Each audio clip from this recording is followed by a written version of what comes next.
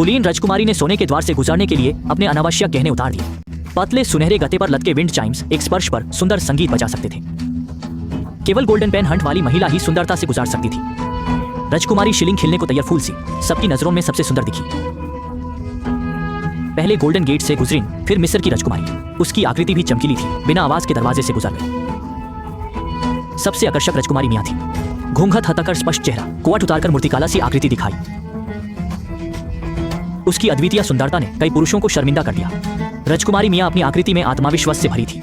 जांघों से बाहों तक, कमर से कंधों तक, सीधी गर्दन और पतली कमर तक, सब कुछ एक महान व्यक्ति का उत्कृष्ट व्यवहार दर्शाता था। तीनों राजकुमारियों की आकृतियों ने राजाबो का ध्यान खींचा। वे मिलने आए। राजकुमारी जेलिन रात को रोशन करने वाले मोती जैसी थी। दूसरी ने कहा, स्त्री सौंदर्य बाहर भीतर दोनों में होता है। तब राजाबो ने मिस्र की राजकुमारी मीरा ने कहा, दूर से आई हूं आपको खुशी देने। राजा ने मियां से पूछा, क्यों चिपती हो दरवाजे से? क्या ये तुम्हारा गर्व है? मियां बोली, ऐ की सुंदरता बिना मैं खाली दर्पण सी हूं। तीनों राजकुमारियों के शब्दों में उच्च सराहना झलकी। मंत्री की बुद्धि परीक्षा में भी राजकुमारियां श्रेष्ठ रहीं। राजा खुश था, पर रानी ने कहा, सुंदरता बुद्धि काफी नहीं, साहस भी चाहिए। 3 शराब के गिलास मंगवाए, 2 में जहर, 1 में पानी।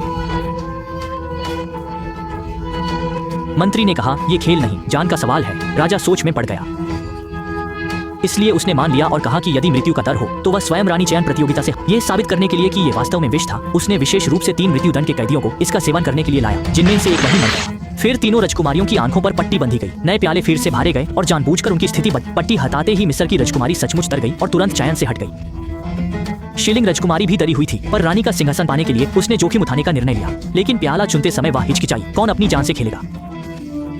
तनाव कम करने के लिए उसने मियां राजकुमारी को पहले आने को कहा, पर मियां अजीब तरह से शांत थी। उसने प्याला उठाया और एक ही घूंट में मियां को सुरक्षित देख शिलिंग और भयभीत हो गई। बचे आधे मौके ने उसके दिल की धड़कन बढ़ा दी। अंत में उसमें वह प्याला पीने की हिम्मत नहीं हुई और वह रानी की प्रतियोगिता से। तब मियां ने वह प्याला उठाया जो शिलिंग पीने वाली थी और यूं से भी पी गई। शिलिंग क्षण भर के लिए सन रह गई, पर किसी ने सोचा भी नहीं था कि मियां ने आखिरी विषक्त प्याला भी उठा लिया और बिना हिचकिचाहट के पी गए। फिर धीरे से राजा की ओर देखा, क्योंकि उसने पहले ही अनुमान लगा लिया था कि जो राजा देश को समृद्ध बना सकता है वह निर्दोषों का वध कैसे। उसने राजा को जगाया जो अभी भी मरने का नाटक कर रहे। राजा मियां के प्रदर्शन से प्रसन्न था और उसे तुरंत अपनी रानी घोषित कर दिया। पर हरेम युद्ध के मैदान जैसा है, जटिल और क्रूर। मियां के शहर में प्रवेश से पहले ही शिलिंग ने सेनापति के साथ मिलकर डाकुओं को प्रतिद्वंद्वी को अपहरण करने पर पकड़ी गई। मियां घबराई नहीं, बल्कि मुस्कुराती रही। भले ही वह कुलीन राजकुमारी थी, पर अपनी किस्मत के वश में नहीं थी। चाहे राजा से शादी हो या डाकू से, ये उसकी इच्छा नहीं थी।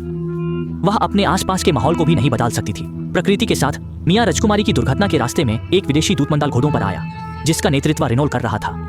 उसने रेनो से डाकुओं द्वारा अफरीत राजकुमारी को बचाने को कहा और ये भाले ही रेनो अपने मिशन से अवगत थी, फिर भी उसने पहले उसने दासी द्वारा बताई दिशा में हमला करने के लिए सैनिकों का। डाकुओं को पता चलते ही उन्होंने तुरंत पलटवार किया, पर पेशेवर और शौकिया का अंतर साफ दिख रहा था। जो डाकू समय पर नहीं मारे गए वे हार गए और डाकू चुपके से राजकुमारी को उसके घर वापस ले गए। रेनोत ने पूरे रास्ते पीछा किया और पाया कि डाकू दक्षिण महल में थे, जहां हमला करने पर कम से कम आधे सैनिक मारे जा सकते। वह बहादुर और साहसी थी, अकेले ही गुफा में घुस गई बातचीत के लिए और डाकू भी जाल तोड़ना नहीं चाहते थे। पर राजकुमारी इतनी सुंदर थी कि वे कुछ धन चाहते थे, इसलिए उन्होंने रेनोत को गुफा में ले जाकर मशाल से मियां को रोशन। रेनोत भी उस पल दंग रह गई। इस महिला के पास आसमान और जमीन पर सिर्फ कुछ तलवारें थीं, इसलिए उसने अपनी सारी जमा पूंजी और हाथ की सोने की अंगूठी भी झातक दी ताकि वह राजकुमारी मियां को मुक्त करा सके।